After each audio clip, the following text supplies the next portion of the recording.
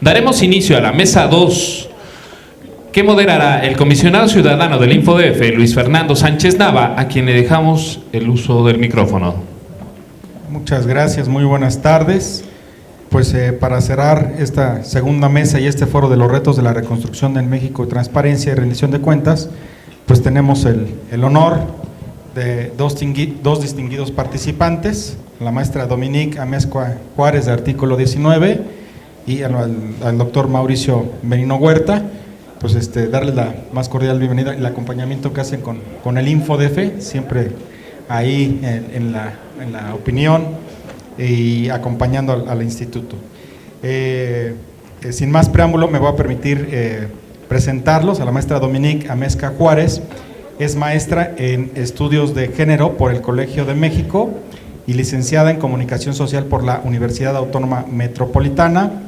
En el campo periodístico, Dominique colaboró como documentalista e investigadora para el periódico Reforma y la hoy extinta Radio Monitor. En la administración pública fue asesora en asuntos sociales y consulta indígena para la Subsecretaría de Hidrocarburos y fue encargada del Departamento de Economía en el Instituto Nacional de las Mujeres. Asimismo, trabajó como consultora independiente en temas de género, política pública y derechos humanos. Actualmente es la oficial adjunta del Programa de Derecho a la Información de la Organización Civil Artículo 19, coordina el proyecto Transparencia Proactiva, cuyo objetivo es fortalecer la participación de las mujeres en las comunidades indígenas y rurales de la selva norte de Chiapas y promover el uso instrumental del derecho a la información como herramienta para acceder a otros derechos. Asimismo, el doctor Mauricio Merino Huerta es doctor en Ciencia Política y Sociología por la Universidad Complutense de Madrid. Actualmente es profesor investigador de la División de Administración Pública del Centro de Investigación y Docencia Económica, donde fue director de esa división del 2005 al 2011. Ha sido profesor en el Colegio de México y ha impartido cursos en la Facultad Latinoamericana de Ciencias Sociales, FLACSO, en la Universidad Nacional Autónoma de México, en la Universidad Autónoma Metropolitana y en la Universidad Pompeu de Fabra de Barcelona, España. Es coordinador del Programa Interdisciplinario de Rendición de Cuentas del CIDE y miembro del Consejo Asesor de la Red por la Rendición de Cuentas de México. Además, es presidente de la Asamblea Consultiva del Consejo Nacional para Prevenir la Discriminación, del CONAPRED, del Consejo Académico del Archivo General de la Nación de México y de la Comisión Dictaminadora de Ciencias Sociales del Sistema Nacional de Investigadores del Consejo Nacional de Ciencia y Tecnología de México. Así como fue la mesa pasada, que fue un deleite, pues creo que vamos a cerrar con broche de oro. Tenemos la cereza del pastel con los dos distinguidos participantes y sin más preámbulo le daremos la palabra a la maestra Dominique Amezcua Juárez.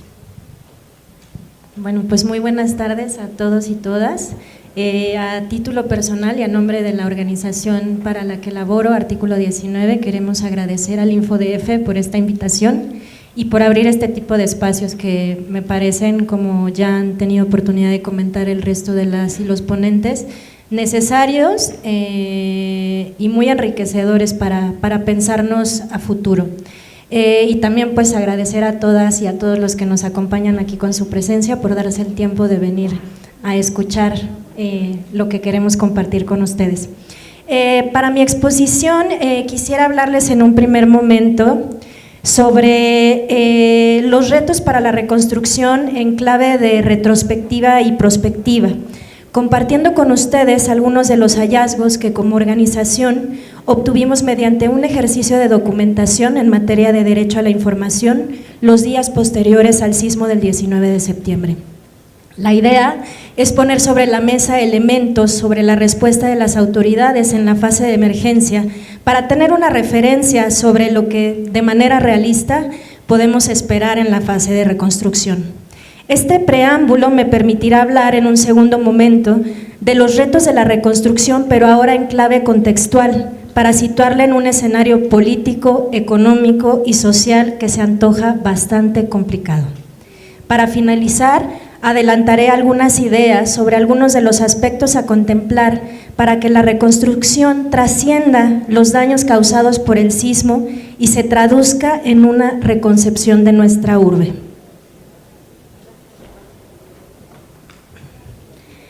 Durante la primera etapa de la crisis que sobrevino después del terremoto del 19 de septiembre, la información oficial no fue un catalizador de protección y garantía de derechos. A la luz de estándares internacionales sobre los deberes del Estado en contextos de desastres naturales, Artículo 19 documentó un vacío informativo que impactó aspectos vinculados a derechos humanos como la vida, la integridad y la seguridad personales. En los lugares de colapso, no había quien concentrara la información o quien la concentraba la brindaba de manera limitada. Desde el viernes 22 de septiembre, esta ausencia de información sobre los protocolos de búsqueda y rescate, así como del uso de maquinaria pesada para dichas labores, provocó tensiones y conflictos en puntos como Chimalpopoca y Bolívar, donde se desplomó una fábrica textil. Incluso, como en el caso de Frida Sofía, la información provista por fuentes oficiales distorsionó la realidad de los hechos. México volvió a ser presa de las maniobras informativas más irritantes y más dolorosas.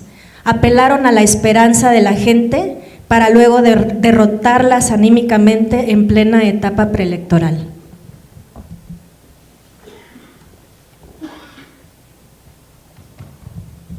La comunicación gubernamental se enfocó una vez más en promover la imagen del presidente de la República o la de otros funcionarios e instituciones, en lugar de brindar información adecuada, pertinente, idónea y necesaria en este contexto.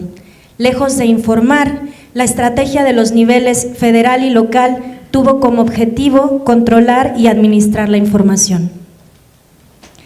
No es casual que ante la falta de coordinación interinstitucional que redundó en el vacío informativo, diversas iniciativas ciudadanas, como Verificado 19S, suplieron la ausencia del Estado en este rubro. En los días siguientes veríamos estas listas incesantes circular en redes, como la voz compartida de nuestra urgencia, organizada por la intuición inmediata del desastre, intuición que es inconcebible le haya faltado a los gobiernos locales y federal. Lastimosamente, hubo también bloqueos informativos individuales a diversos periodistas, lo cual, además de constituir violaciones al ejercicio de su libertad de expresión, entrañan una violación al derecho de la sociedad a estar informada en contextos de desastres naturales.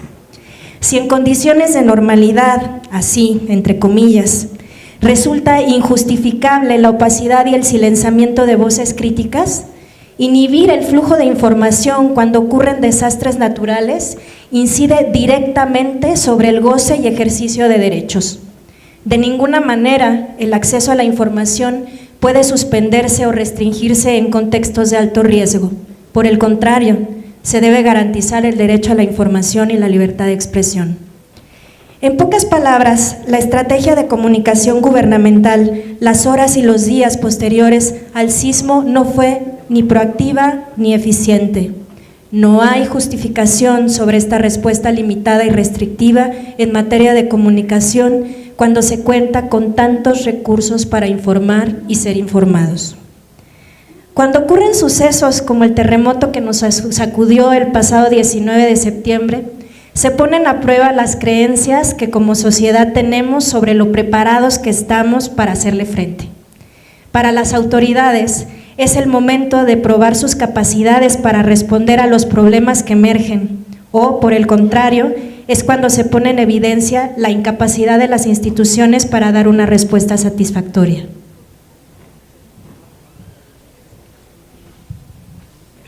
Ante este escenario, ¿qué podemos esperar en la fase de reconstrucción? O mejor dicho, ¿por qué habríamos de esperar una respuesta distinta en términos de derecho a la información en la fase de reconstrucción? El desastre es un proceso y no una coyuntura. Para que haya un desastre, debe existir la amenaza y una sociedad vulnerable. Por un lado, tenemos fenómenos naturales peligrosos como un terremoto, un huracán, un maremoto, que se conjugan con determinadas condiciones socioeconómicas y físicas vulnerables, como una situación económica precaria, viviendas mal construidas, tipo de suelo inestable, mala ubicación de la vivienda. ¿Les suena familiar? Esta conjunción es la que da lugar al desastre. Que nos quede claro, en la Ciudad de México, desde antes del terremoto, vivíamos con la inminencia de alguna catástrofe. El agua escasea o se desborda con las lluvias, el aire cada vez está más contaminado, sus habitantes dedican cada vez más tiempo a desplazarse de un lugar a otro, los medios de transporte no siempre son eficientes. La inseguridad y la violencia campean en un territorio que soñamos excepción en el país. La mayoría de las zonas más necesitadas ya eran necesitadas antes del sismo. Tras el terremoto de 1985, se replantearon las normas técnicas del reglamento de construcciones, haciéndolas más estrictas en respuesta a condiciones que antes no se habían ni experimentado ni analizado. Los edificios construidos con el nuevo código eran más masivos, compactos y simétricos, no por razones de estética, sino de estática. Hay quienes sostienen que muchos de los edificios construidos después de 1985 no debieron haber sufrido daños mayores si se hubiesen construido conforme a las reglas vigentes.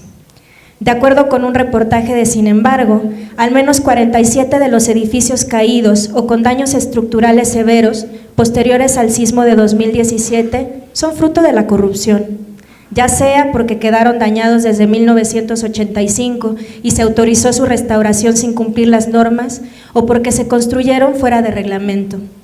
Entre los que habría que revisar está la escuela Enrique Rebsamen, en Coapa, pues la estructura que colapsó se construyó hace 3 años.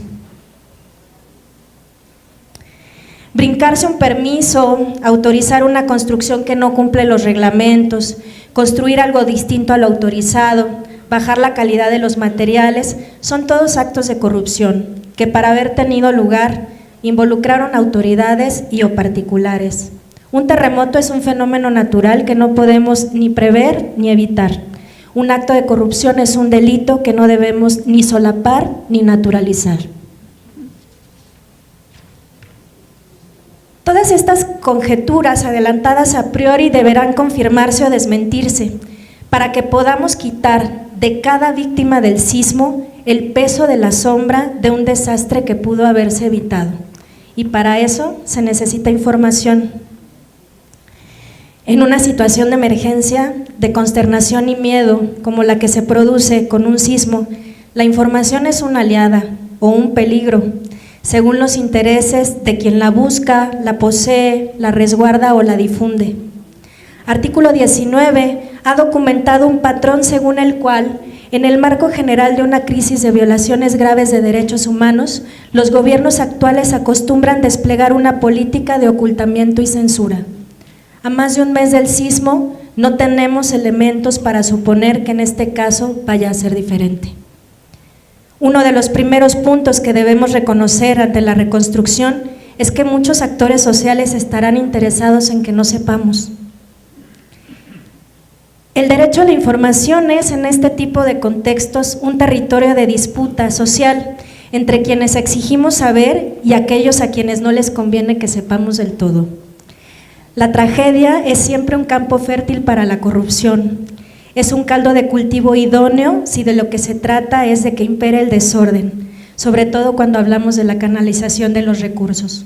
Urge, como mencionaban en la mesa anterior, que los recursos comiencen a fluir, sí, pero la experiencia nos ha enseñado que en nombre de la emergencia es altamente probable que se busque eludir las licitaciones o que las compras no sean sometidas a los controles normales de la administración pública. Lo que nos toca es no dejar lugar para las disyuntivas, no es lo uno o lo otro, no es lo hago rápido pero mal o me tardo para hacerlo bien. Los recursos deben llegar peso sobre peso a las y los ciudadanos de manera rápida, eficiente y transparente. Los derechos de acceso a la justicia, a la verdad y a la reparación están también íntimamente vinculados con la posibilidad de saber qué fue lo que pasó y, en caso de ser necesario, fincar responsabilidades institucionales y de actores privados por los daños a la vida, a la integridad y al patrimonio de las personas. Más allá de las singularidades entre los sismos de 1985 y 2017, hay patrones que se repiten y los mapas de daño de ambos movimientos muestran claramente zonas de riesgos que coinciden, además con el área de los antiguos lagos. Si esto no es tomado en cuenta en la etapa de reconstrucción, no hay manera de garantizar la no repetición de daños graves en caso de una nueva catástrofe.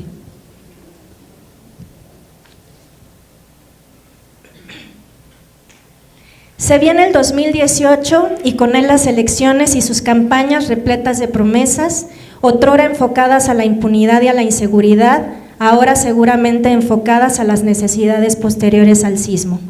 Como sociedad, no podemos permitir que ninguno de las y los candidatos hagan un uso proselitista de la tragedia. No podemos permitir que nadie quiera sacar provecho político del dolor de la gente. En estas elecciones, como nunca antes, debemos desplegar una estrategia de monitoreo para que los recursos y los programas sociales no se utilicen para condicionar o comprar votos. No podemos permitir que se aprovechen de la necesidad de la gente. Debemos exigir transparencia y rendición de cuentas. A estas alturas de nuestra experiencia, no podemos enfrentar acontecimiento alguno con ingenuidad. La reconstrucción no será color de rosa, pero tenemos la oportunidad histórica de tener la mejor versión de la misma si y solo si tenemos claros los obstáculos que habrán de enfrentarse y que muchos de ellos ya existían antes del 19 de septiembre de 2017. Lo humano no puede y no debe subordinarse a intereses de ningún tipo, ni económicos ni políticos. Debemos exigir una reconstrucción con apego a los derechos humanos.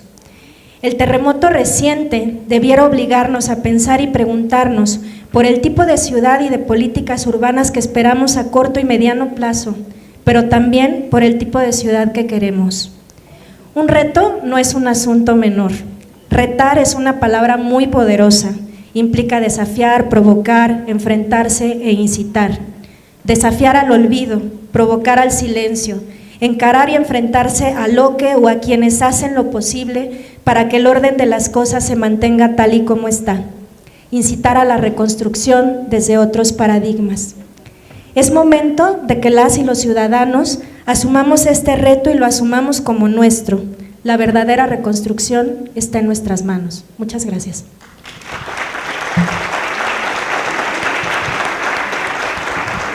Dominique, sin duda alguna, tus comentarios pues tienen un peso fuerte, y es cierto el tema de la comunicación en los medios, tema de Rebsamen, donde se atrajo toda la atención en el tema de Frida Sofía. O sea, de un día para otro se cayó, se difuminó y la gente dijo, ¿y qué pasó ahí? Estaban llamando y jalando la atención hacia un terreno, pues finalmente para de alguna manera cubrir algunas cosas que estaban sucediendo.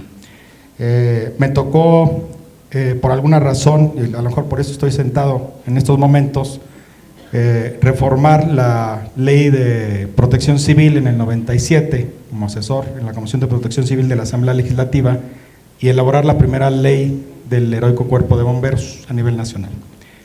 Conozco el tema de protección civil, es un tema que sí cambió, digamos, en el tema de la cultura, la promoción, el tema de los simulacros. Antes no había simulacros, sí se salvó gente por el tema de los simulacros. Hay cosas positivas, pero también hay cosas que no es suficiente el tema de la ley. El tema, aquí por eso también está Mauricio, con el tema de la construcción del Sistema Nacional de Transparencia, del Sistema Nacional Anticorrupción, construye. Sin embargo, a veces las cosas, y lo dijeron hace unos momentos, se quedan en la ley, pero ¿qué tenemos que hacer para accionar y para que efectivamente esos quereres o esos objetivos que están establecidos en la ley se cumplan? Yo creo que ese es el reto que tenemos que cumplir. Y hace rato le comentaba a Mauricio, oye, me toca moderar esta mesa, me toca moderarte, dice, a mí nadie me ha podido moderar. Y me da gusto tener tanto a Dominique de Artículo 19 como a Mauricio, porque seguramente nadie los va a poder moderar. Yo más bien los impulso y los felicito por digamos, el camino que han atravesado para seguir impulsando el tema de la transparencia, de la rendición de cuentas, y yo estoy muy contento por moderar, digamos, esta mesa en el InfoDF, precisamente porque aquí no moderamos, aquí impulsamos el tema de la transparencia. Entonces, felicidades, Dominique, y seguramente al final de la intervención de Mauricio pues vendrán algunas preguntas. Sí, Mauricio, te cedemos el uso de la palabra. Pero muchas gracias. Gracias por la invitación, es siempre un privilegio. Somos muy amigos del InfoDF.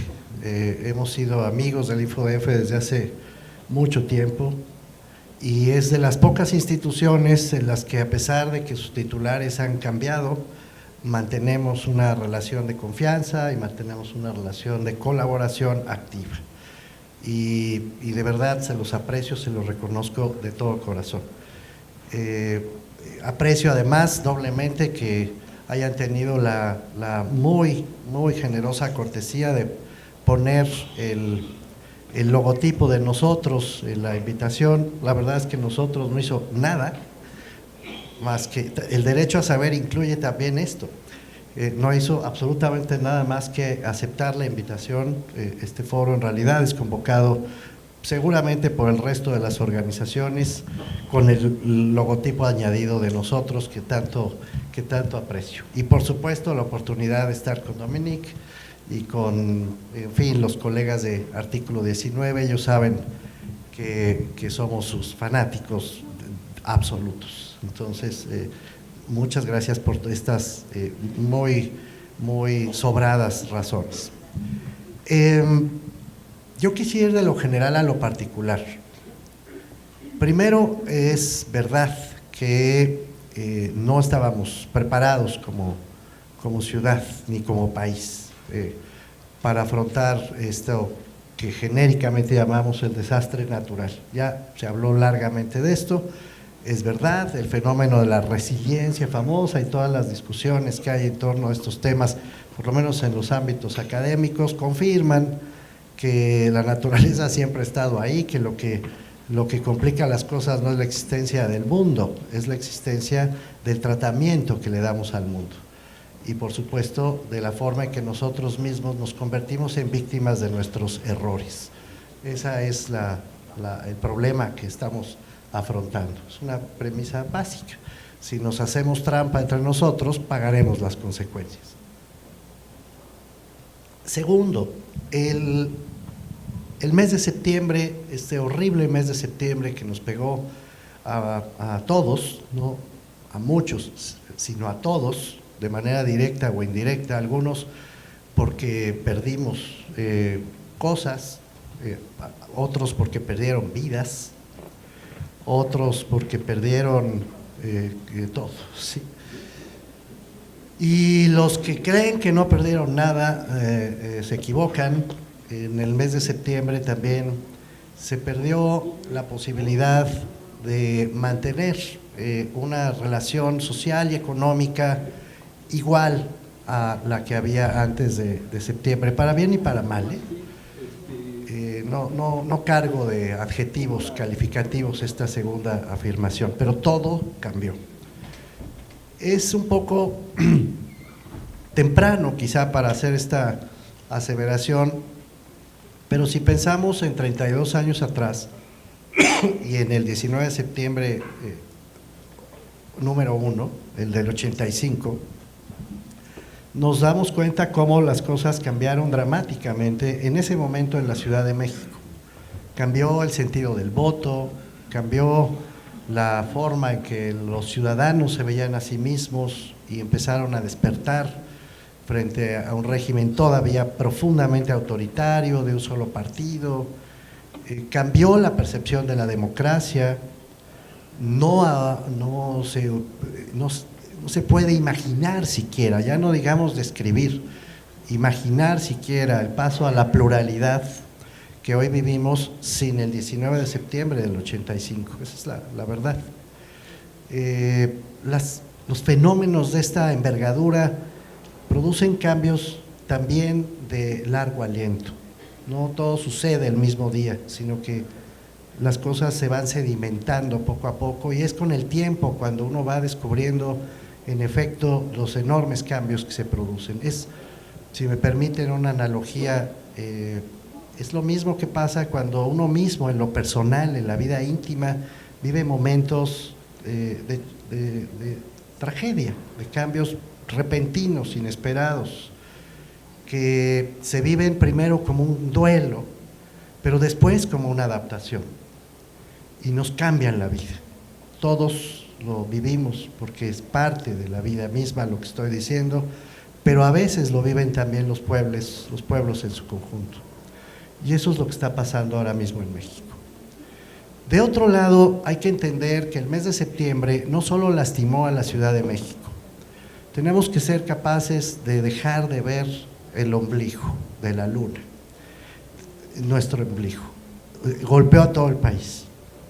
Ya desde el 7 de septiembre, Oaxaca y Chiapas estaban y siguen viviendo momentos de un dramatismo brutal. Después vinieron huracanes y vino el agua que nos amenaza sistemáticamente, a veces por carencia y a veces por abundancia. Es uno de los mayores problemas de seguridad nacional que tiene nuestro país.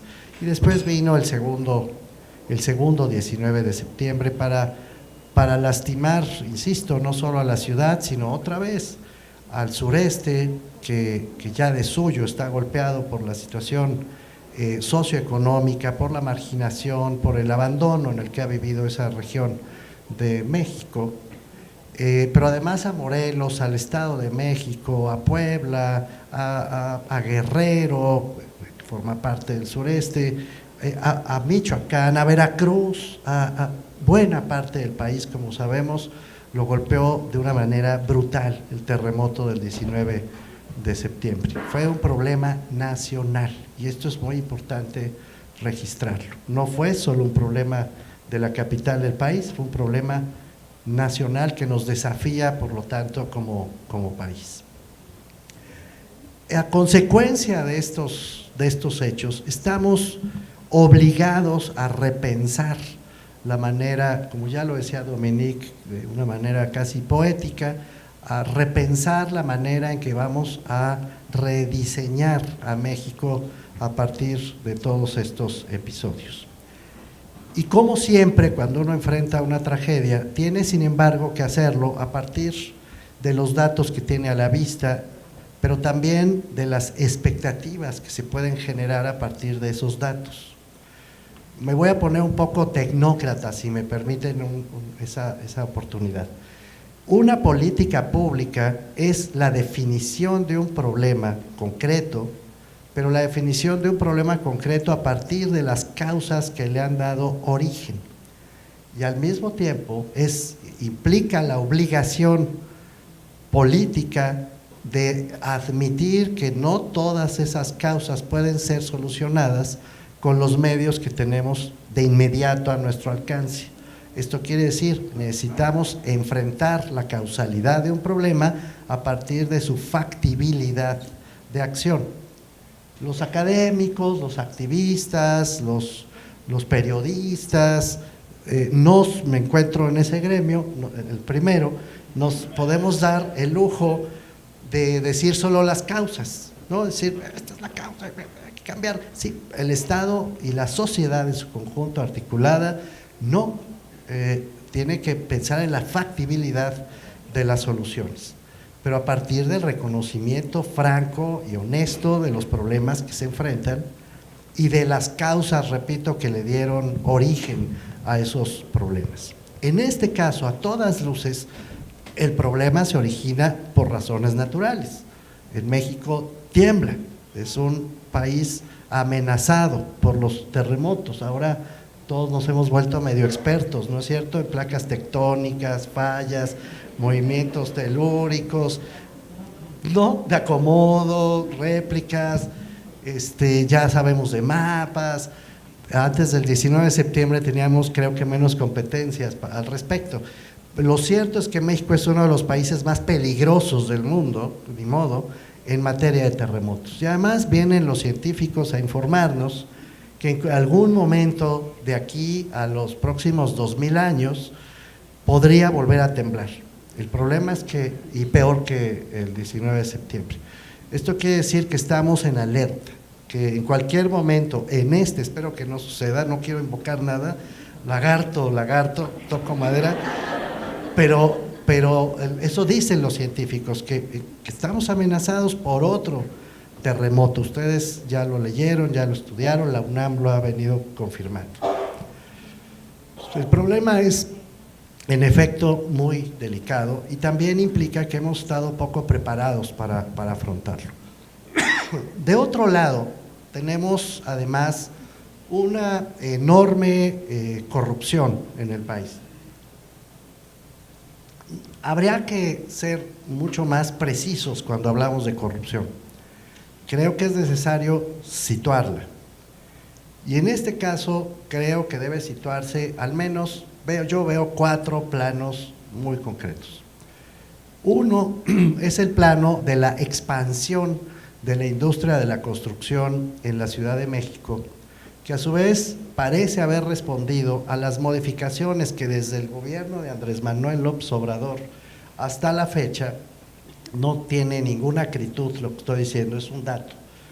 Se han venido dando para incrementar la potencia de la industria de la construcción en la Ciudad de México sin que necesariamente se haya incrementado también la capacidad de supervisar lo que ya había. Es decir, el problema no es que se haya solo aumentado la industria de la construcción, el problema es que cuando uno construye hay que mantener esas estructuras. Cuando uno hace un puente, no solo inaugura el puente, hay que darle mantenimiento al puente. Hay países en el mundo, por ejemplo, que incorporan la amortización de su infraestructura pública como parte de su patrimonio contable, como se amortiza cualquier capital, cualquier activo fijo de una empresa.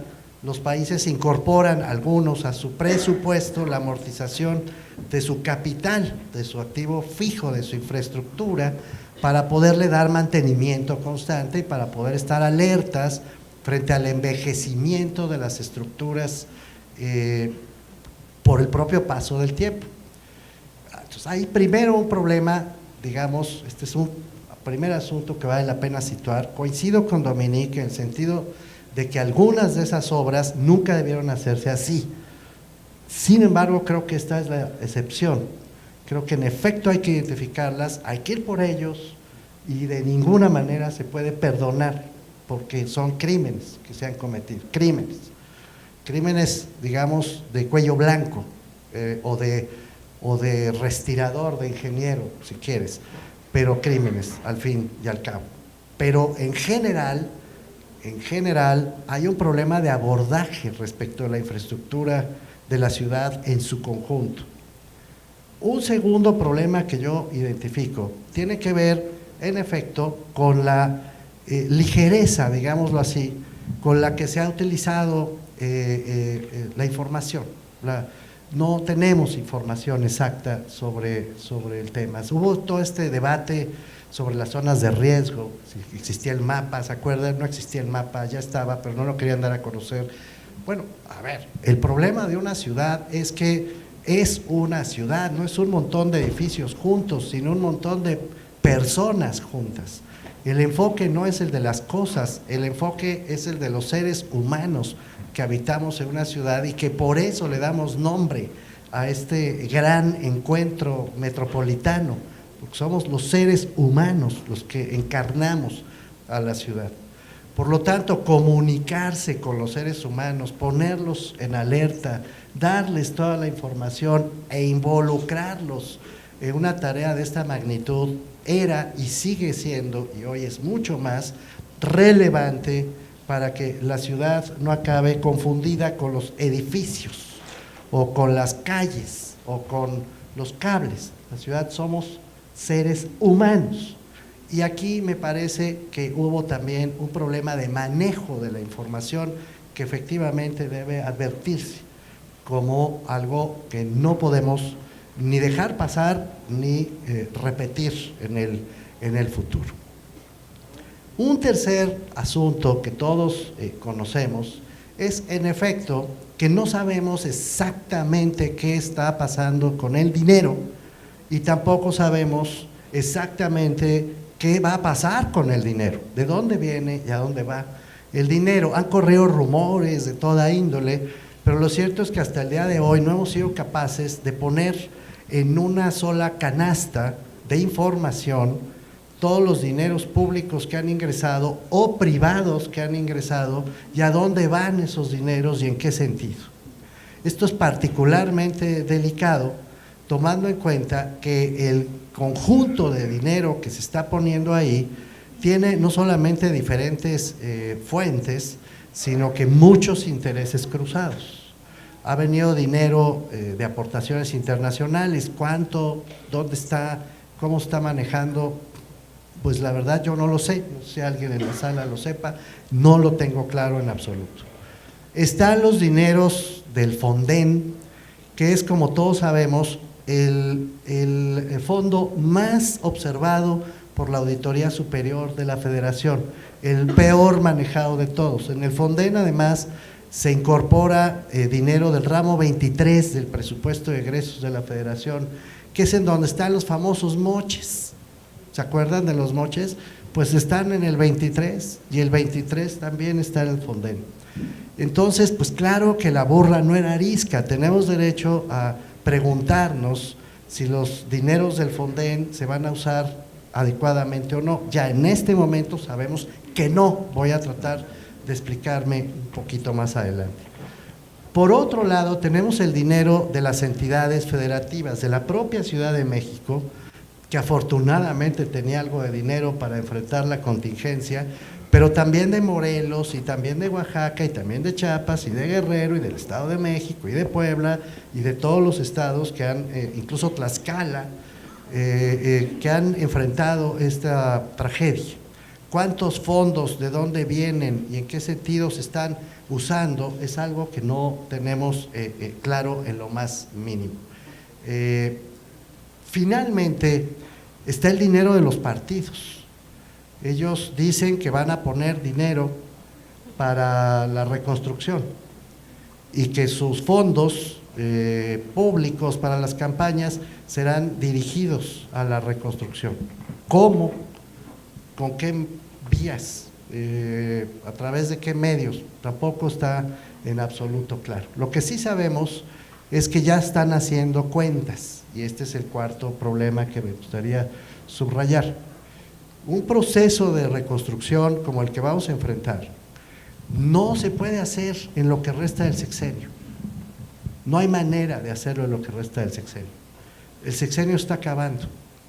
Entonces no es posible hacerlo así en unos meses, porque no es levantar palitos, es reinventar el desarrollo urbano de la ciudad en el mejor de los sentidos y hacerlo en armonía con las regiones, ya me expliqué, que también fueron colapsadas, fueron lastimadas por el terremoto, y en armonía con un proyecto de largo aliento para el país en su conjunto. Esto no se puede hacer en 2 días, no se puede hacer de aquí al fin de sexenio.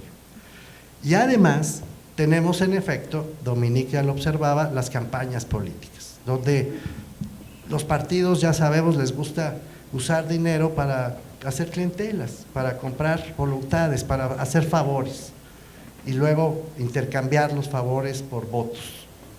Hay mucho dinero en la reconstrucción y ese dinero puede acabar utilizado para esos favores. Te doy una lana, recuerda quién te la dio, no te sirve para nada, pero yo te la di, te ayudé a salir del problemita y recuerda que el favor me lo debes a mí, partido A o partido B o partido C, porque todos están haciendo más o menos lo mismo. Si esto se cobija en el marco de la reconstrucción, acabará siendo un clientelismo electoral institucionalizado, es decir, fideicomisos de partidos o dinero puesto en determinados fondos por los partidos, pero con su etiqueta, cosa que ya está sucediendo. Esto no es una conjetura, esto ya está sucediendo. Ok. Problema, por lo tanto, a definir. Tenemos que enfrentar la reconstrucción a sabiendas de que la reconstrucción no puede ser solamente un asunto de ingeniería, es un asunto humano, repito, es un asunto de planeación de largo aliento y reclama un uso inteligente de la información, pero en función de los propósitos que persigue la propia reconstrucción. Déjenme tratar de ser un poco más preciso en este sentido. Hay ya un montón de, ya dije, de fideicomisos, Fuerza México, que suena bonito, ya hicieron anuncios, ¿no?, en la televisión, da un poco de pena, la verdad, lo de los anuncios, pero ya hicieron anuncios en la televisión y en la radio, está, ya dije, lo del Fonden, etcétera. Si se inyecta transparencia a esos fondos está muy bien, pero no nos equivoquemos. La transparencia en ese sentido, voy a decirlo con mucho cuidado para no ofender a nadie, puede acabar legitimando el mal uso de los dineros destinados a la reconstrucción. La transparencia está muy bien, pero no es la única condición necesaria para que la reconstrucción pueda tener éxito en el largo plazo. Podemos saber a detalle, incluso que se está gastando el dinero muy mal, sin coordinación, sin orden entre todas las aportaciones, sin un proyecto de resiliencia suficientemente bien fundado, articulado, técnicamente establecido por los expertos que deben participar en este proceso. Saber y ya, claro que importa y claro que ayuda, pero no, insisto, no es una condición suficiente para que la reconstrucción pueda tener verdadero éxito. Por lo tanto, es necesario no renunciar a la transparencia jamás, inyectar con toda potencia el derecho a saber, pero añadiendo a nuestro reclamo del derecho a saber la posibilidad de conocer cuáles son los planes exactos, en qué sentido esos planes serán implementados y sobre todo de qué manera la sociedad va a involucrarse en el proceso de reconstrucción a partir de esta planeación sensata, técnicamente factible y a todas luces abierta a la vigilancia social. No es solo el dinerito que entró y que se gastó, ¿me explico?, sino todo el proceso de reconstrucción y además la memoria de los problemas que en su momento agraviaron a la sociedad, lo que debe ponerse sobre la mesa de la transparencia y de la rendición de cuentas en su conjunto. Es un instrumento, la transparencia y la rendición de cuentas, que debe ponerse al servicio del proceso completo de la reconstrucción en cada uno de sus momentos. Repito obsesivamente, no me serviría saber solamente que este dinerito se gastó en 4 escuelas y este otro en 3 hospitales. Necesito, como sociedad, estar involucrada, toda la sociedad, en este proceso a través de medios de información, de acceso a la información proactiva que nos permitan articular el conjunto de las decisiones con la más absoluta apertura. El dinero también, pero las decisiones también, y los procesos decisorios también, y el proyecto que se quiere llevar a cabo también, y la forma en que la gente puede participar también. Quienes hemos, además de estar interesados en estos temas, sido, ¿cómo ponerlo?, testigos, porque víctima suena horrible, pero testigos directos de los problemas que se vivieron tras el terremoto, sabemos directamente que la información no solamente nos está lastimando, la falta de información en el sentido de cuánto dinero habrá, sino que no sabemos a dónde acudir. Me consta, uno va a la delegación y nadie sabe muy bien qué es lo que sigue, ¿Qué pasa con los planos originales? ¿Dónde están? ¿Quiénes son los peritos, DRO y los estructuristas y los especialistas de no sé qué, de seguridad? ¿Dónde están? ¿Dónde está esa lista? ¿Cómo puede uno llegar a ellos? ¿Qué es lo que tienen que hacer? ¿En qué sentido tienen que hacerlo? ¿Cómo como asamblea de vecinos, de condóminos o como propietarios individuales podemos allegarnos de seguridad jurídica? ¿Cómo podemos evitarnos que el colapso de un edificio acabe además penalizándonos frente a los vecinos de junto, que también habrán perdido sus propiedades y eventualmente sus vidas si no se toman las decisiones adecuadas en el momento oportuno? ¿Cómo nos liberamos de los invasores? Porque ya empezaron a ocupar edificios vacíos. ¿A qué instancias podemos acudir para que no se metan a nuestras casas vacías, que además están abiertas como efecto del propio terremoto?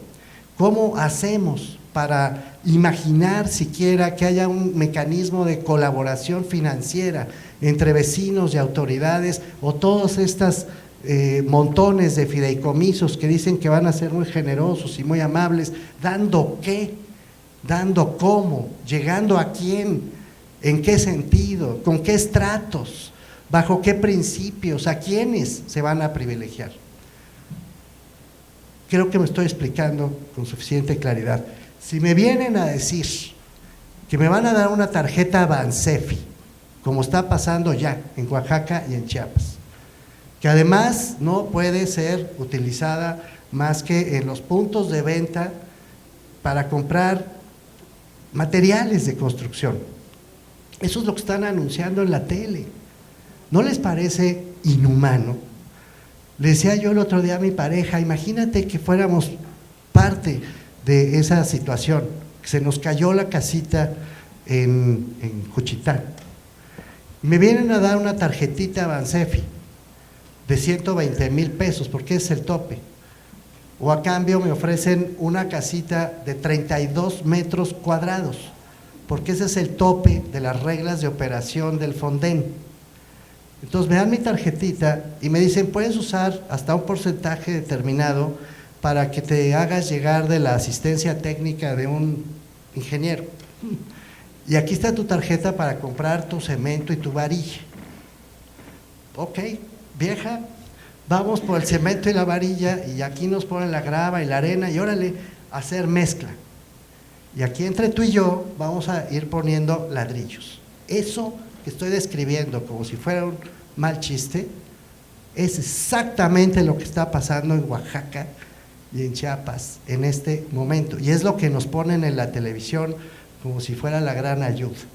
Personas que no tienen ni fuerza física para ponerse a construir su casa. ¿Cómo le vas a hacer? ¿Te das cuenta de la magnitud del asunto? Y además, si lo hacen, porque lo tienen que hacer, no hay alternativa, o le ponen ellos o nadie lo hace, se les va a volver a caer. Es un asunto de ingeniería civil. Si mi pareja y yo nos ponemos a levantar paredes, les juro que se me cae aunque no haya temblor. Pues lo mismo está pasando ya en Oaxaca y en Chiapas. ¿Es eso un proceso de planeación para reconstruir al país? ¿De veras? ¿Repartir tarjetas y poner a la gente a pegar ladrillos? No, eso no puede ser un proceso de reconstrucción, es un agravio a la sociedad.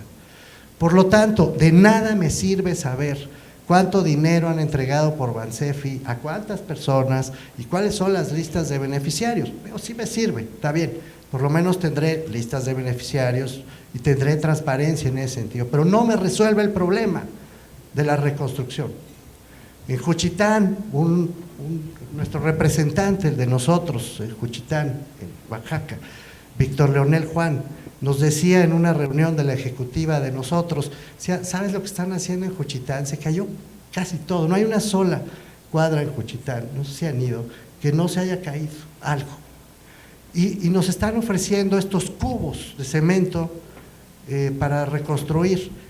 Juchitán es mucho más que eso, tiene una personalidad, hay una cultura, hay una forma de relacionarse que pasa también por la arquitectura, por la relación que establece el ciudadano con su casa y a partir de su casa con sus vecinos, con sus comunidades, con su patria, con su matria, diría Luis González y González, cambiando la P por la M, el lugar donde uno vive, donde crece, donde se relaciona, donde establece vínculos. ¿Cómo los van a suplir por cubitos de cemento de 32 metros cuadrados? ¿Qué es lo que va a pasar en este país si toleramos que esas cosas lleguen como ya empezó a suceder? Necesitamos imprimir no solamente exigencia, indignación, necesitamos meterle sensatez, orden y coordinación al proceso de reconstrucción. Hemos insistido una y otra vez, por las razones que acabo de explicar, en que es indispensable tener un fondo único de reconstrucción nacional, por lo que acabo de explicar.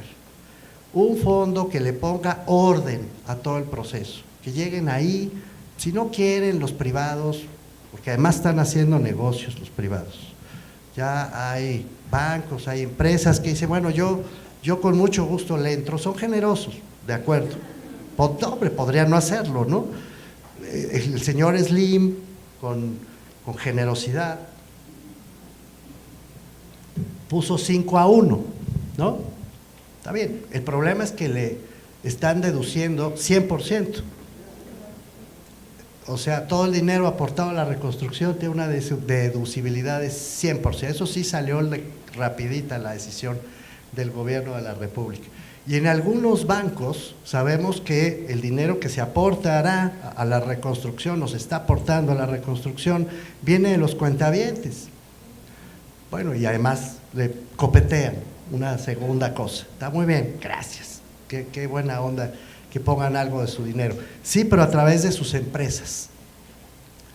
Las propias empresas de los bancos van a participar en la reconstrucción.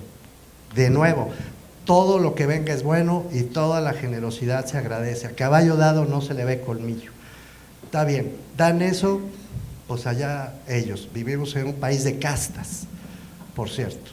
Si la casta superior solamente da migajas en un momento tan grave como el que está viviendo el país ahorita, no podemos hacer mucho más. Debemos exigir mucho más, pero hoy por hoy no podemos hacer mucho más.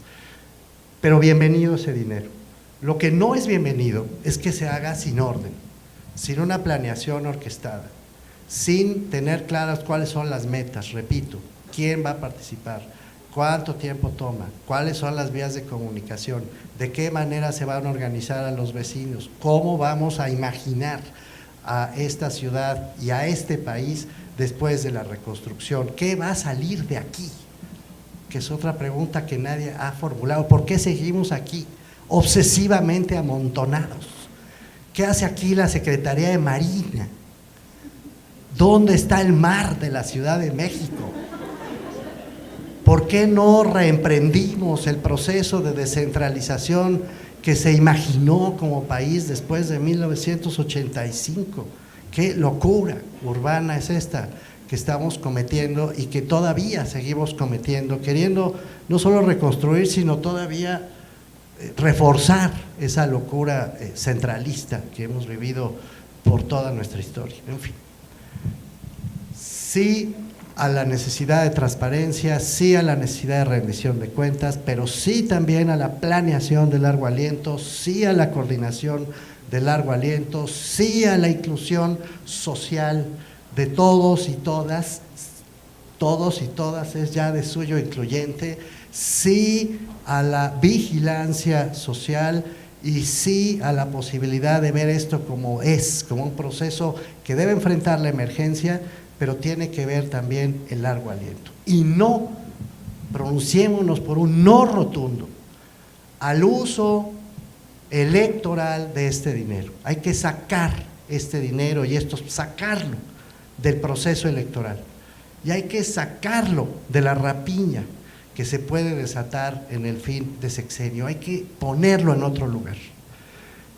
No estamos, sin embargo, y ya termino, siendo capaces de transmitir una idea tan simple. Creo que es una idea simple, creo.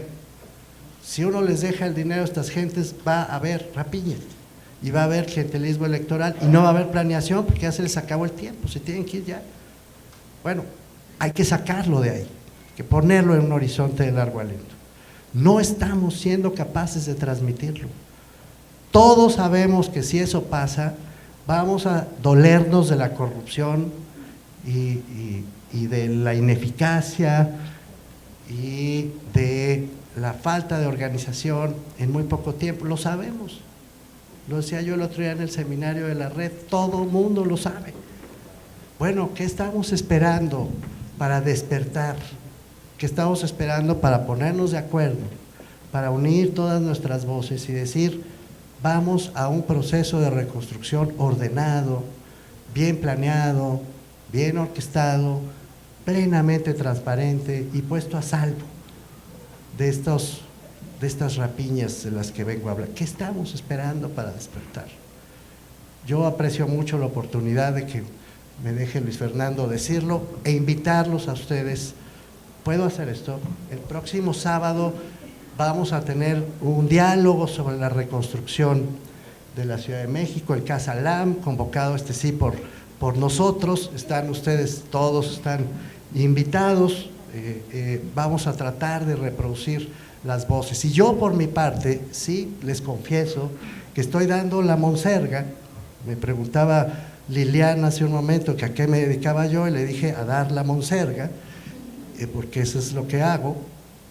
Y he estado dando la monserga, sí, en el gobierno de la Ciudad de México, para que se haga eco de todas estas propuestas, para que se haga eco el Fondo Único de Reconstrucción Nacional y para que se sumen en serio a estas propuestas de orden, de coordinación, de planeación, de sentido, de largo aliento y de plena transparencia. Muchísimas gracias por escuchar.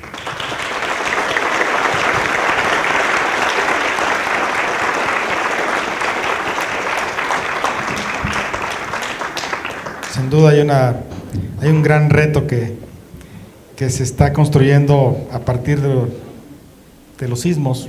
Es un reto de lo que dice separar el tema de la transparencia. Desafortunadamente se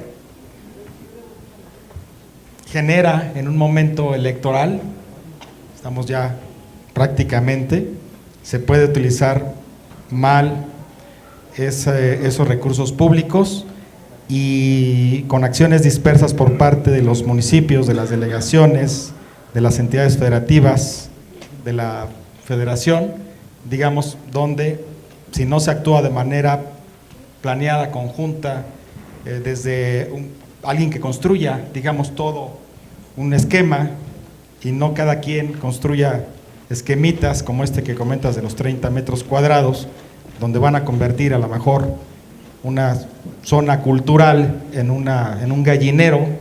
Sí, se oye feo.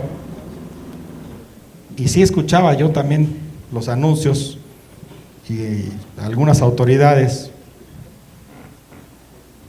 donde se impulsaba a los damnificados para que entre 30 a 40 damnificados construyeran primero una casita y luego la otra casita, pero pues ¿bajo quién? Sin un plano arquitectónico, sin un ingeniero civil, y quién sabe cuál va a ser el resultado. Creo que hay dependencias que están actuando de manera ordenada, pero creo también hay una cuestión de descoordinación, y yo quiero felicitar tanto a Dominique como a Mauricio.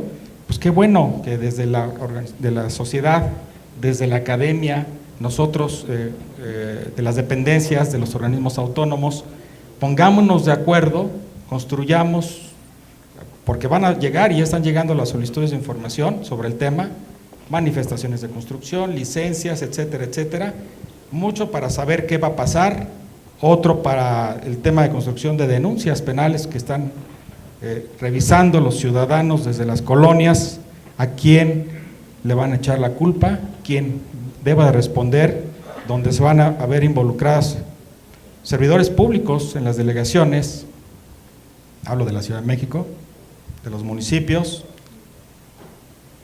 constructoras que hicieron edificios sin los materiales mínimos, y entonces debe haber esta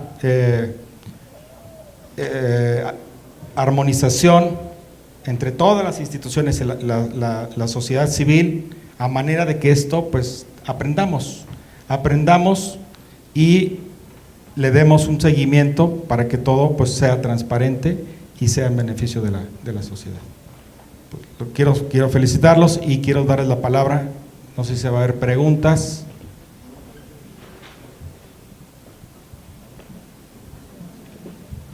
Allá.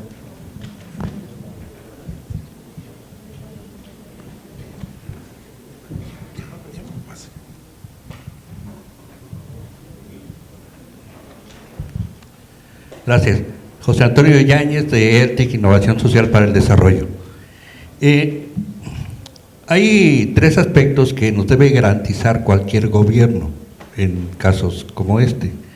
Uno es garantizar la reconstrucción del sustento. O sea, el sustento es desde la alimentación diaria hasta el trabajo que perdí porque se cayó la fábrica donde yo trabajaba, ¿sí? O se cayó mi negocio. Otra de las cosas es la reconstrucción física y familiar de las víctimas, ¿sí? Porque los heridos, bueno, se les atiende, pero socialmente el entorno ha cambiado, perdió todo, perdió su entorno familiar, y eso también lo debe garantizar. Y el tercero es la reconstrucción patrimonial y cultural de las comunidades. Ninguno de estos aspectos se está atendiendo cabalmente, independientemente de que hay opacidad en la información, que no sabemos ni siquiera cuántos damnificados hay totalmente, ¿sí? Entonces, hoy el gobierno nos está dando una alternativa muy sui generis, como usted mencionaba, de los huevitos, ¿sí? Pero lo peor de todo es que lo está dando con un dinero que no le pertenece, que ya está pagado, que no hay que devolver, y todo ese dinero con aportaciones, el 99% prácticamente nuestras, si no es que el 100%, es un dinero que convierte en capital fiduciario, capital financiero, y que al final el damnificado va a tener que pagar un interés blando con una mensualidad de 100,000 pesos, de 10,000 pesos mensuales, cuando ni siquiera tiene trabajo. Independientemente de que en el caso de los adultos mayores, pues ni siquiera tienen acceso a este tipo de crédito. O sea, el problema es grave, es muy grave, ¿sí? Y no se está atacando de ninguna manera en forma integral, ya ni siquiera medio humana. Aquí el problema, nuestro papel en este momento, cuál tiene que ser y de qué manera podemos hacer para poder incidir en una planeación medianamente aceptable. Gracias.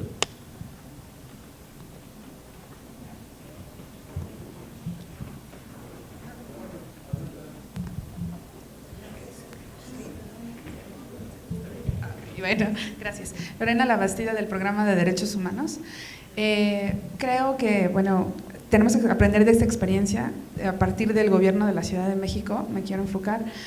Antes que nada quiero que haya un reconocimiento muy grande a la parte del Info que siempre mantuvo desde que ocurrió el siniestro hasta este momento, informado a todos sobre la suspensión de los términos, o sea, muy oportunamente cómo estaba operando toda esta situación, y eso creo que fue como un ejemplo porque no pasó así en todas las demás dependencias. Creo que se cometieron muchas cosas, pero también es parte de la experiencia. Hubo cosas que fueron incluso graves sobre dependencias donde se les obligó a las personas a regresar a trabajar cuando ni siquiera se contaba con los dictámenes estructurales de las condiciones, ¿no? Este no fue el caso del Info, precisamente, que incluso publicaron su dictamen y demás. Creo que esa es una de las cosas que quedó como una referencia muy importante. Sobre lo que hablaban de estas políticas asistencialistas, creo que también el gobierno de la ciudad tiene por ahí su colita que le pisen en esa parte. Me tocó ser parte de este proceso famoso donde váyanse todos los módulos a dar 3,000 pesos y nos llenábamos una serie de formatos. Fue una experiencia desagradable en la parte de sentir que no sabías si realmente le estabas ayudando a la gente, si ese dinero se los iban a dar o no, si sus casas tenían o no daños. Fue como un proceso complicado, fue una política que desde el principio surgió mal, creo que fue un error muy grande, tiene sus costos y los tendrá porque ahora vendrán una serie de solicitudes, pienso yo, sobre qué va a pasar con ese recurso que se dio o no se dio. Entonces creo que lo que nos queda es estar muy pegados con estos mecanismos, con la transparencia, con la rendición de cuentas y enfocarnos mucho como ciudad, también ver los errores que se cometieron, ahora sí que primero en nuestra casa, también para estar viendo qué va a ser hacia el futuro. Si bien es cierto que en 1985 no existía la tecnología actual, en ese momento a mí me tocó vivir el proceso. Se creó Reconstrucción Habitacional Popular. Este programa emergente, porque así se llamó el programa emergente, ¿qué hizo? Hizo desde el estudio sociológico, la ayuda de renta, el retorno de la mudanza, pero también hicieron la construcción de la vivienda. Vivienda que no era de 36 metros, también era muy pequeña, era de 56 metros.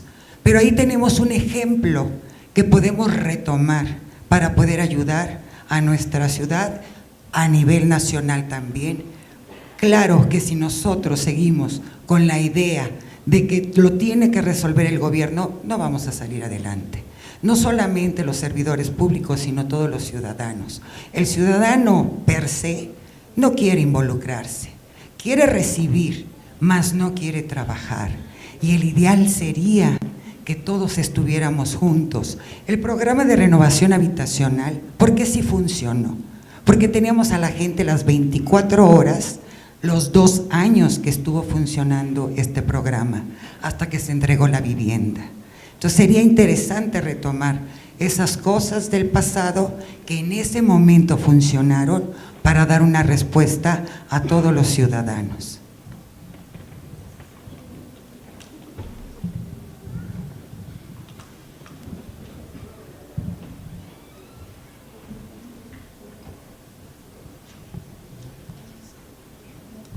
Hola, ¿qué tal? Carlos Dorantes. Me gustaría preguntar si hay alguna serie de principios o prácticas internacionales sobre cómo deben informar las autoridades en momentos de desastre, sobre todo en los lugares de sitio. Me gustaría saber cómo debió o debería de haber actuado la autoridad en los sitios, que es cuando más se necesita la información.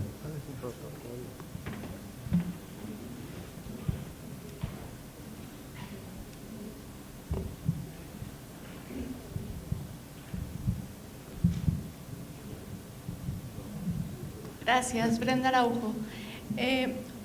Sé que no tenemos fórmulas mágicas, pero con todo lo que se ha dicho el día de hoy y que ya tenemos como una especie de diagnóstico y de qué ha salido mal y hacia dónde tendría que ir la reconstrucción, ¿cómo podríamos hacer este proceso como proceso de largo alcance a 5, 10, 15 años? Pero también cubriendo la necesidad de las personas que ahorita no tienen trabajo, que no tienen una vivienda, que no tienen una escuela. O sea, la parte del derecho humano a la ciudad, a la vivienda, al trabajo, etcétera, y cumplir también con esta planeación sensata, ordenada, resiliente. Ya en la Constitución de la Ciudad de México están los elementos, se habla de un instituto de planeación y prospectiva, lamentablemente entra en vigor hasta el siguiente año, es un año electoral, pero ¿cómo podríamos agarrar esta oportunidad que tenemos de oro, de planear bien nuestra ciudad, pero también de atender la emergencia de todas esas personas que ahorita están damnificadas y hacer este proceso colaborativo entre sociedad y gobierno? ¿Cómo podríamos hacer para cumplir con todo este reto tan grande que tenemos enfrente? Por arriba alguien más levantó la mano también. ¿Sí? Por favor.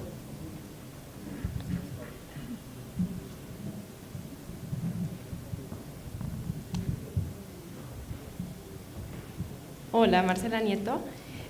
Una pregunta para Mauricio.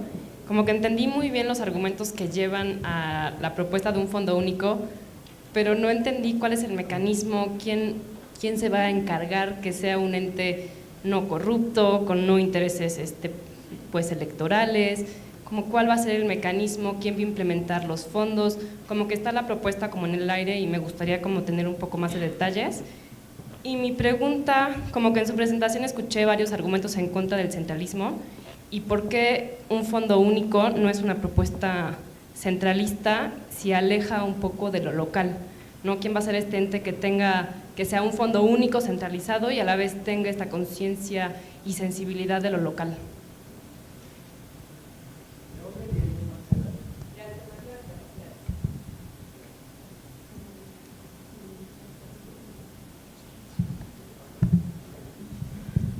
Vamos a cerrar el bloque. Aquí tenemos dos personas y posteriormente abriríamos otro. Bueno, mi nombre es Nancy Núñez, de Iniciativa Ciudadana por la Democracia y la Transparencia. Un poco apegado a lo que nos decía Dominique en un inicio, esta falta de circulación de la información certera, ¿no? Y que creo que en algún momento las redes sociales ayudaron, pero también dificultaron en demasía el proceso de rescate y recuperación de cuerpos, pero también como un poco viéndolo a largo alcance, creo que desde sociedad civil también nos faltó una articulación. O sea, siento que desde las organizaciones hemos estado disociadas, ¿no? Y yo hasta hoy no he visto un esfuerzo, y a lo mejor yo le pediría a Dominique que nos los comparta, porque creo que hay organizaciones de especialistas, ¿no?, que están aportando a la planeación hacia largo alcance, pero también en lo local hay organizaciones que trabajan en comunidad, y yo siento que está disociado, ¿no? O sea, quienes trabajan a lo mejor desde la academia y quienes a lo mejor trabajan desde lo comunitario y son quienes tal vez están en un contacto permanente con la población, y está haciendo falta ahí una articulación. Y las mesas con dependencias o algunos espacios de encuentro creo que se dan a veces, y yo lo digo, ¿no?, como con estas organizaciones reconocidas, y no hay una apertura a veces hacia otras organizaciones de la sociedad civil. Yo quiero ver cómo podríamos como conjuntar esa parte, que a veces sentimos que hay esfuerzos, pero son pues de estas grandes organizaciones, ¿no?, que son a quienes invitan, y hay otras que no, pero son quienes tienen cercanía con la población.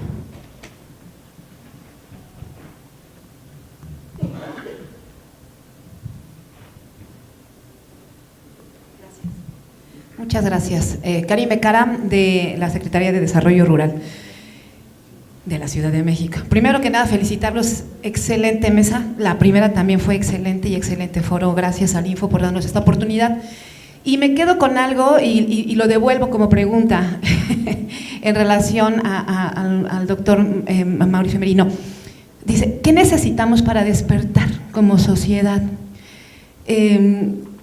Vimos ejemplos impresionantes de solidaridad de los ciudadanos, de todas las personas, de los llamados millennials, de los adultos mayores, en la del Valle, uno podía encontrar sacos y sacos y sacos tirados de gente que se iba, yo creo que al trabajo y se sumó a las labores.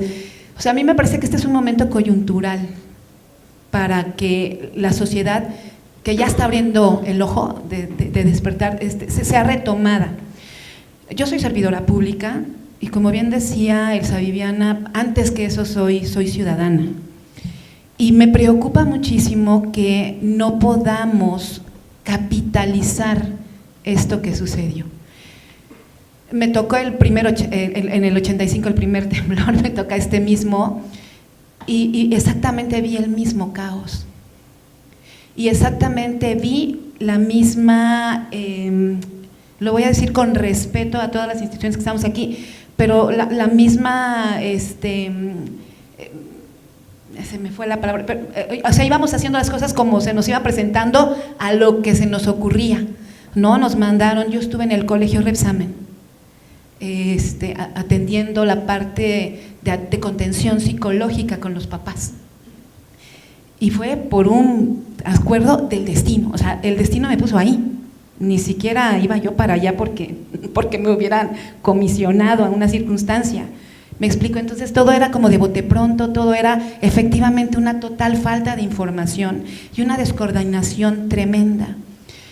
¿Cómo, como decía la compañera, cómo articular un fideicomiso único, vigilado por quién, organizado por quién, si no tenemos coordinación, ni como instituciones, ni como ciudadanos? ¿A quién le vamos a dejar esa parte? Es decir, queremos despertar, creo que estamos despertando, pero ¿cómo nos articulamos? Porque de pronto dicen, es que despierten los ciudadanos están despiertos, pero ¿quién nos organiza? ¿Quién nos ayuda a canalizar esos esfuerzos? Tenemos buenas intenciones desde nuestro lado, ciudadanos siendo servidores públicos, pero quedan cooptadas porque tenemos una función específica que atender y llegamos hasta un cierto nivel y hasta una cierta capacidad. ¿Qué hacemos después?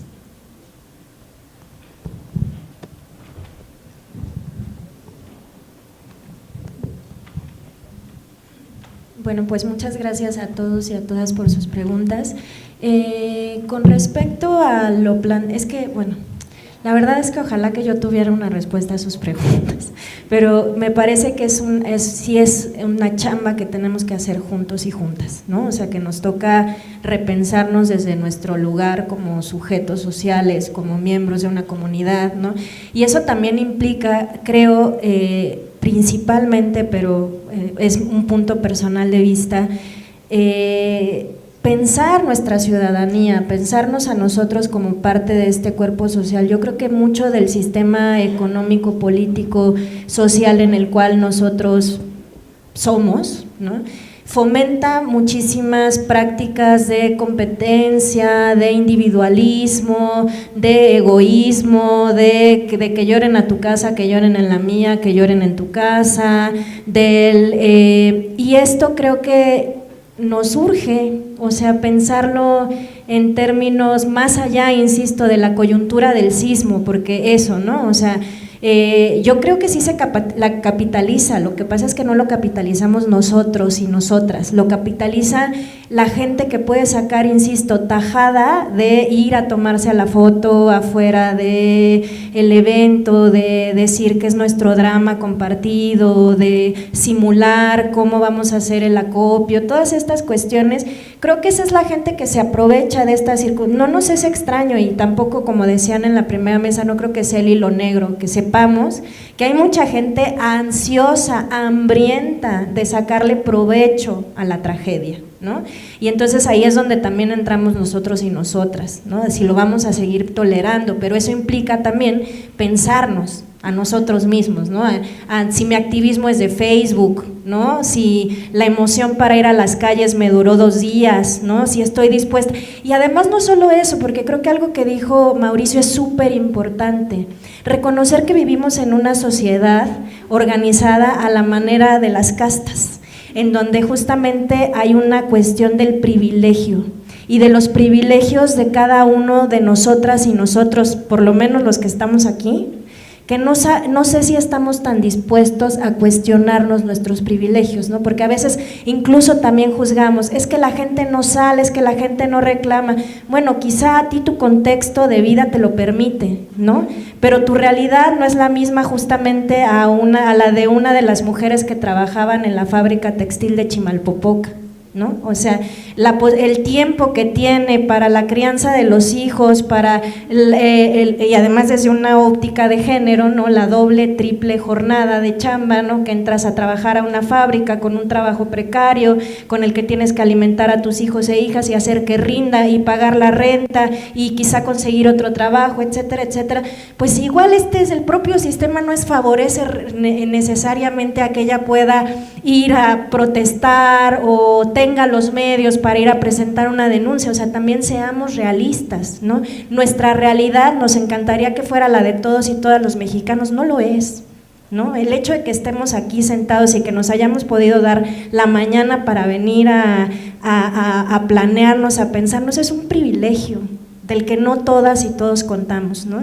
Entonces eso también implica que pensemos en qué sociedad estamos insertadas, de qué manera hemos asimilado como el único camino, la manera en la que se hace la política en nuestro país, la manera en la que se concibe la democracia en nuestro país, la manera en la que se plantea la participación ciudadana en nuestro país, y solo cuestionando esa situación podemos repensar otras maneras de hacerlo.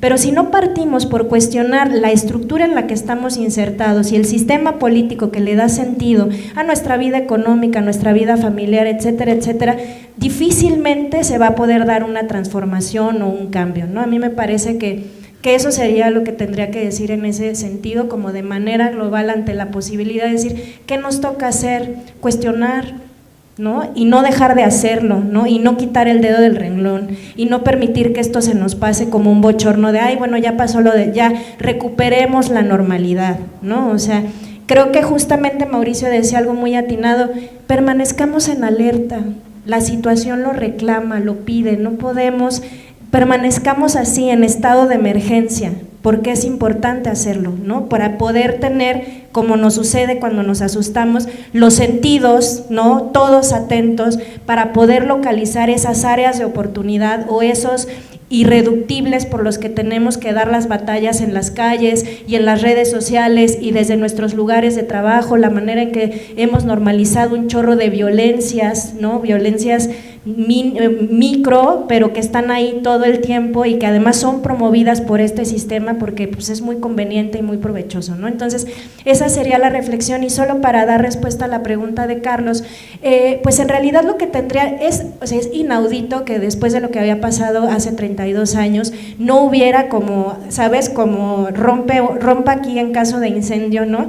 Un protocolo puntual desde el primer minuto posterior al sismo hasta superar los primeros días. Es inaudito. Yo y algunos quizá de los compañeros o compañeras que estén aquí que hemos tenido la oportunidad de trabajar en medios de comunicación, tenemos nuestras cajitas de emergencia, ¿no? Si se muere el Papa, si hay un golpe de estado en tal lado, las tienes ahí, ¿no? O sea, esperando a que porque cualquier día, a cualquier hora, de pronto te va a llegar la llamada, se murió el Papa y necesitamos sacar reportajes, notas, información de dónde vino, el color, bla, bla, bla. Es inaudito que 32 años después no hayamos tenido, o sea, los gobiernos, las autoridades, las instituciones no tuvieran ese manual de, lo que toca ahorita es esto, no regresen a los edificios, lo que toca ahorita es aprovechar las cadenas nacionales para informar a la gente, radio, etcétera. Bueno, pues no pasó. Lo que tendría que haber hecho, sobre todo una de las grandes falencias, fue el nombramiento de vocerías, ¿no? Una cosa, un básico uno que yo creo que a muchos y a muchas de ustedes se les ocurriría, o sea, les digo, uno a veces puede caer en la suspicacia de no se les ocurrió o no lo quisieron hacer, porque si al ciudadano promedio de a pie se nos ocurría así de ¿por qué no nombran a una persona que todos los días a la misma hora nos esté informando sobre qué está pasando? ¿No? Que sea capaz de responder a las preguntas básicas de hospitales, desaparecidos y desaparecidas, lugares, zonas de riesgo para posibles derrumbes, actualizaciones de la lista de cadáveres identificados o no identificados, hacer cápsulas donde tú pudieras explicarle a las personas cuáles son los protocolos de rescate y recuperación de cuerpos, cuál es la diferencia de una etapa de rescate a una etapa ya de recuperación de cadáveres, que son temas muy duros, muy dolorosos, pero que se tienen que hablar y que se le tiene que decir a la gente, a esa gente que está viendo que sacan a personas, ¿no? O heridas o ya cadáveres, ¿no? Y que nadie les da la menor información de si es mujer, si es hombre, de qué edad. O sea, imagínense que es justamente esta, la capacidad que podamos tener de ponernos en los zapatos del otro o la otra. Piénsate tú en esa circunstancia, piénsate tú llegando al lugar donde vivías y que ahora ya son escombros, y donde estaba tu mamá o tu hermano, tu papá, y que tú estás viendo que sacan camillas cubiertas con personas fallecidas y que nadie sea capaz de decirte nada. O sea, es justamente lo que decía Mauricio, es inhumano,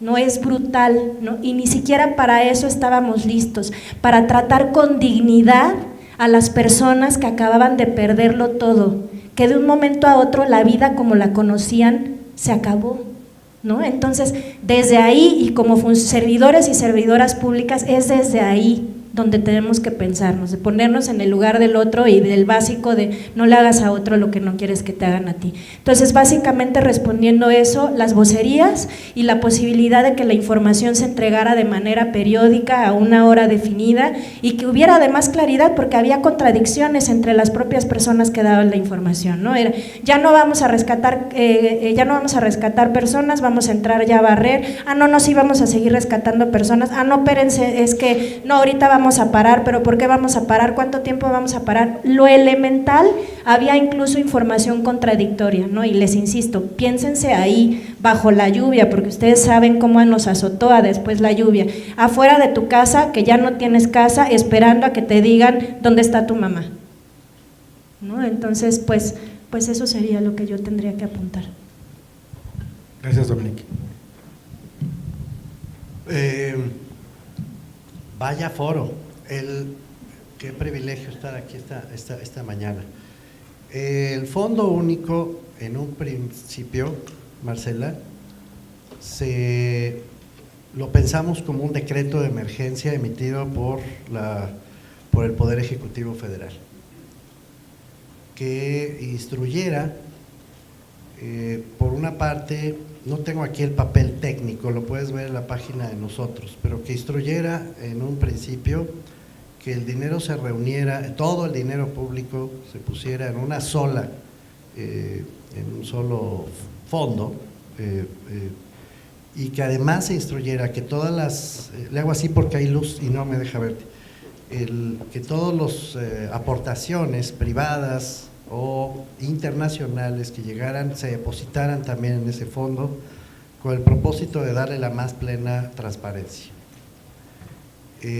Luego vino lo de los partidos y obviamente el decreto tendría que ser genérico.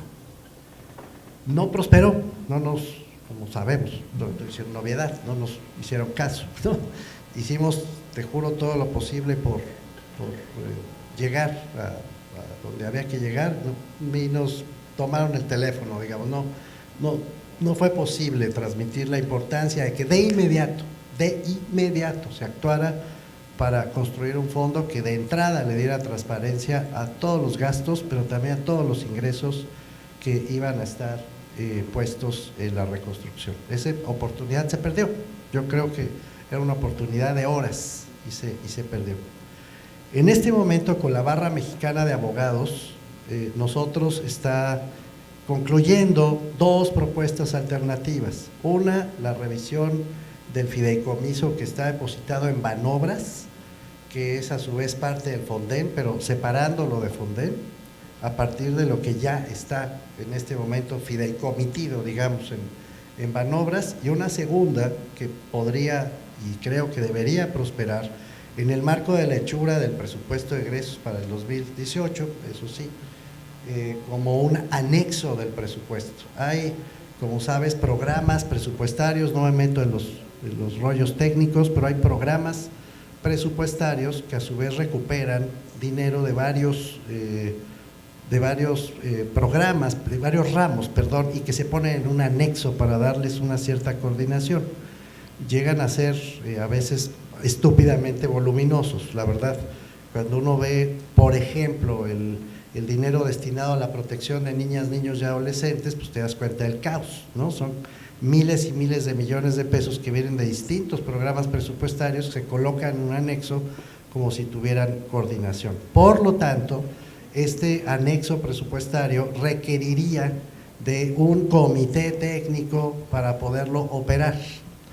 ¿Quiénes tendrían que estar integrando este comité técnico? Especialistas. Aquí hay un debate abierto. Nuestro primer saque, el de nosotros la organización y ojalá nosotros también, es que este cuerpo técnico sea un cuerpo técnico transeccional, que en su construcción obviamente trascienda el sexenio y que incorpore a los especialistas que se necesitan. En México hay gente muy sabia, la verdad.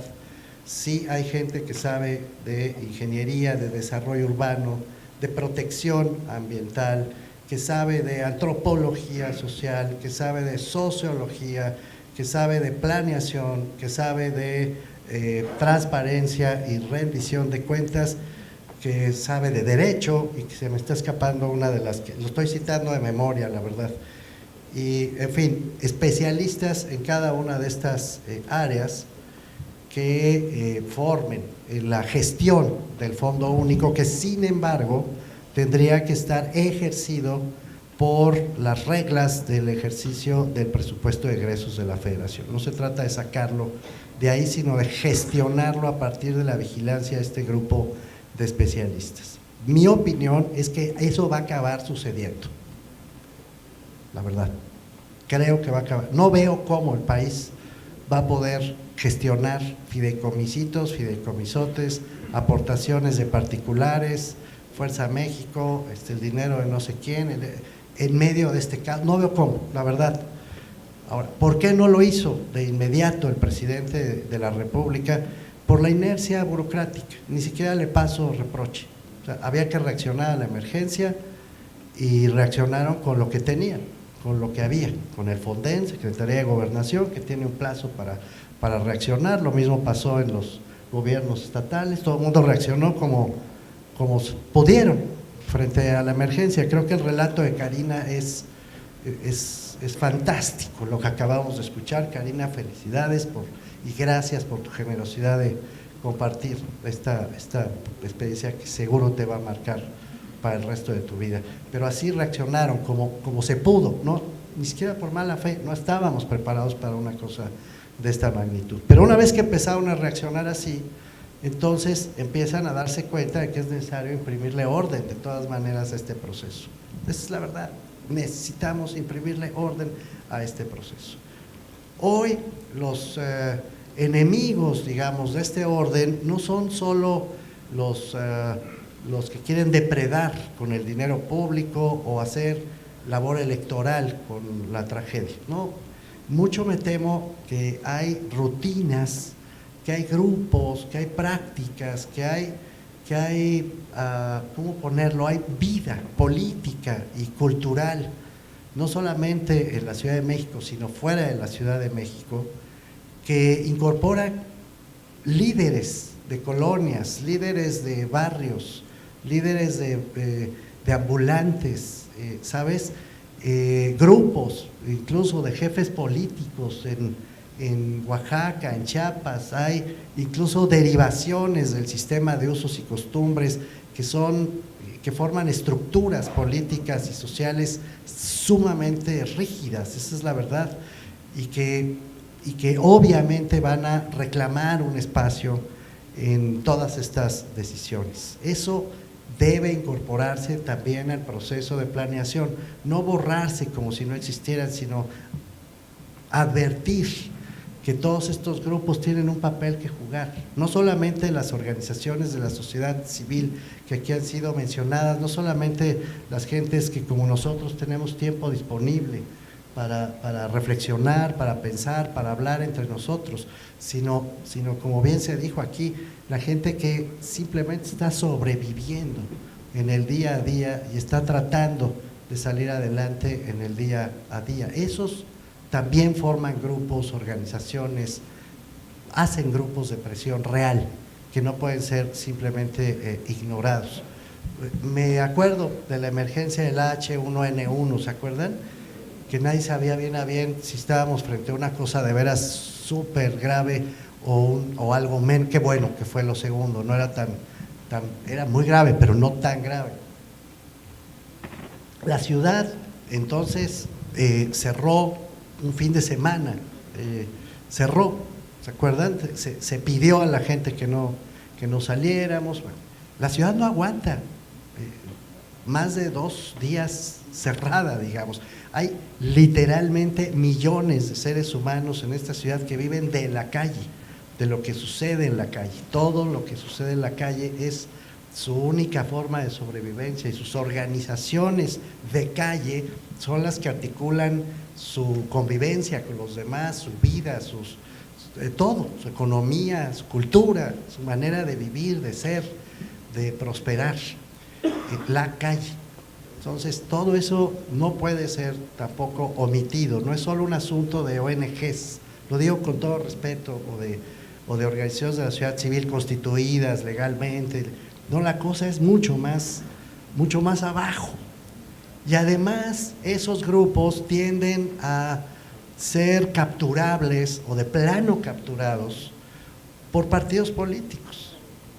La verdad, esta es una ciudad de clientelas y de grupos que están capturados por esos partidos. Te cierran un edificio, te bloquean una calle en 2 patadas, porque hay mecanismos clientelares que están eso sí, muy bien construidos para operar en cualquier momento. No se puede imaginar un proceso de esta magnitud desde una posición cándida, ingenua, es lo que quiero transmitir. Es necesario tener los medios suficientes para enfrentar también todos esos desafíos que son parte de nuestra realidad cotidiana, ni modo, están ahí. He escuchado el argumento del centralismo, por eso te pregunté de dónde eras, con ningún ánimo de hostilidad, pero mira, he trabajado por muchos años como académico la cuestión de la descentralización, los municipios, soy municipalista de toda la vida, tengo algunas posibilidades de defenderme en ese sentido, pero no confundo, y sugiero que no lo haga nadie, no confundo nuestro deseo de descentralizar al país, de empoderar a los municipios, de hacer mucho más viable la gestión del territorio desde el punto de vista económico, desde el punto de vista social, con la necesidad de planear de manera ordenada el trayecto de una política pública tan compleja como la que supone la reconstrucción. Reconstrucción es una política pública, muy compleja, muy desafiante, pero es una.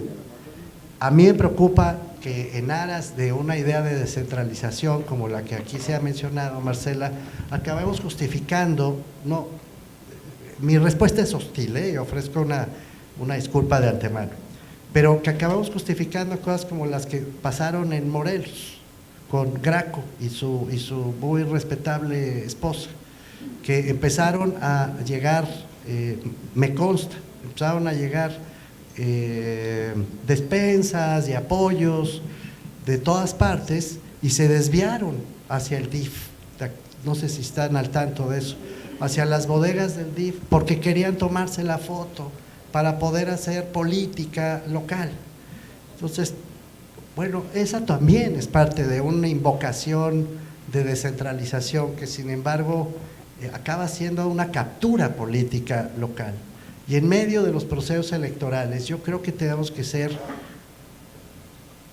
maliciosos, deja de ponerlo así, tenemos que jugar con lo que realmente hay, no con lo que nos gustaría que hubiera, sino con lo que realmente hay. Si permitimos que se fragmente todo el proceso de reconstrucción, como ya se ha venido sucediendo, va a ser muy difícil poder evitar que este dinero acabe, ya te digo, siendo usado por razones electorales, o que de plano acabe siendo negocio privado, como también ya empezó a suceder. A veces concentrar en un fondo no quiere decir arrebatar competencias, someter a los municipios, atropellar el federalismo, no quiere decir eso. Quiere decir, con las reglas del juego de nuestro federalismo y con las reglas del juego de nuestro presupuesto, imprimirle orden al proceso. Lo he dicho ya tantas veces que empieza a ser aburrido, ¿no? Imprimirle orden, visión de largo aliento y capacidad de coordinación. Y termino reiterando otra vez, y estando absolutamente de acuerdo con lo que aquí también se ha dicho, olvidé, perdone su nombre. Efectivamente, para imprimirle orden a estos procesos tenemos que empezar por hacernos las preguntas básicas. El día de hoy nadie sabe de qué tamaño es el problema que estamos enfrentando, ni siquiera se ha cuantificado bien a bien.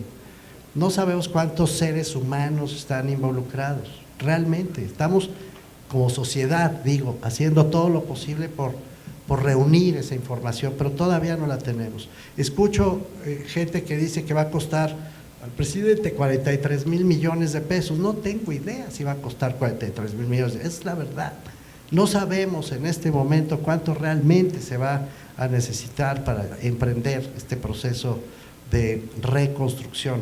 Preguntas básicas como lo que tiene que ver con los negocios perdidos, con las personas involucradas en esos negocios perdidos, deben formar parte de un diagnóstico que debe responder preguntas muy puntuales y obtener a su vez respuestas muy puntuales que estén a disposición de la sociedad para empezar a imprimirle sentido al proceso de reconstrucción. Yo sé que suena aburridísimo cuando uno contesta desde esta perspectiva, pierde el sentido épico, ¿no es cierto? Hay un sentido épico en la reconstrucción, de la colaboración social, de la solidaridad de las comunidades, del activismo de la sociedad civil. Lo entiendo y lo comparto, pero lo siento, para que las cosas funcionen de verdad, hay que imprimirle sentido técnico, no solo épico. Hay que responder preguntas técnicas, concretas, para ponerle orden a este proceso. El fondo que estamos proponiendo y la manera de orquestar esto, ojalá seamos escuchados. Sé que mañana hay una reunión, me invitaron en la Ciudad de México para empezar a discutir estos asuntos. Ya les digo, el sábado vamos a volverlo a abordar, se está discutiendo por todos lados. Me parece que sería muy sensato inyectarle esta lógica técnica a la reconstrucción. Y no veo otra que el Fondo Único de Reconstrucción, porque no veo manera de orquestar tantas cosas dispersas, sí que se vuelva un caos, y una rapiña y una captura electoral. Hay demasiados intereses en juego, hay demasiado dinero y tenemos un proceso electoral a la vuelta de la esquina.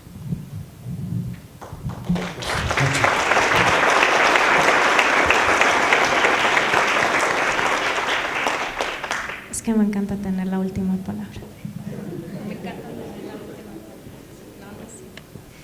Perdón, olvidé responder una de las preguntas que nos había planteado la compañera sobre esto que se da, insisto, o sea, yo creo que somos reflejo de la sociedad y el tiempo al que pertenecemos, ¿no? Entonces, lo que tú dices de esto de las organizaciones grandes y las pequeñas, pero que hacen trabajo más local, y las que son más taquilleras y más rockstars, que excluyen a veces de los procesos, o sea, justo lo mismo que comenté de este lado, pues nos toca cambiarlo a nosotras, hagámoslo, ¿sabes? O sea, aprovechemos estas cuestiones para sumar esos esfuerzos, o sea, no hay otra manera más que intentándolo, ¿no? O sea, para justamente que dejemos de ser las mismas organizaciones siempre en los mismos foros, diciendo lo mismo, tomándonos la foto, todas estas cuestiones, generemos esas interlocuciones, o sea, creo que es la única manera en la que podemos transformar las dinámicas de las organizaciones de la sociedad civil, que además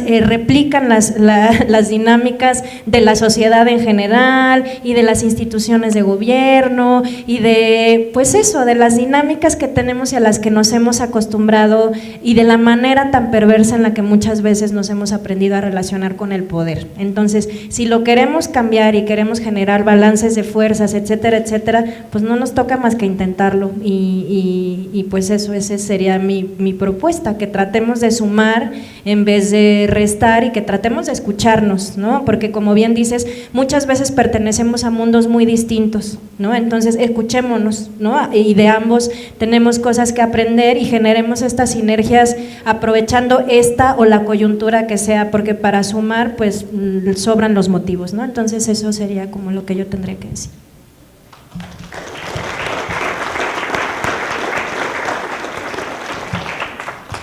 Pues para cerrar, me siento muy honrado de haber participado, tanto como Dominique como con Mauricio. Creo que fue una buena mesa, nos deja muchas experiencias, mucho conocimiento y sobre todo muchas cosas por hacer. Creo que apenas estamos arrancando, lo vuelvo a repetir, hay que estar supervisando y accionando desde el punto de vista de las instituciones, del servicio público, de la academia, de las organizaciones de la sociedad civil, y tenemos que sacar un muy buen producto. Muchas felicidades.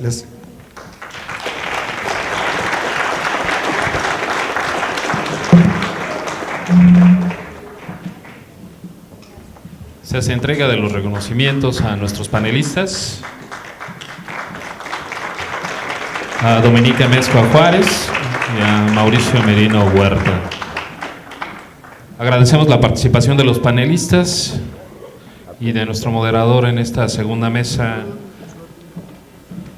el comisionado Luis Fernando Sánchez Nava, y los invitamos a tomarse la foto conmemorativa.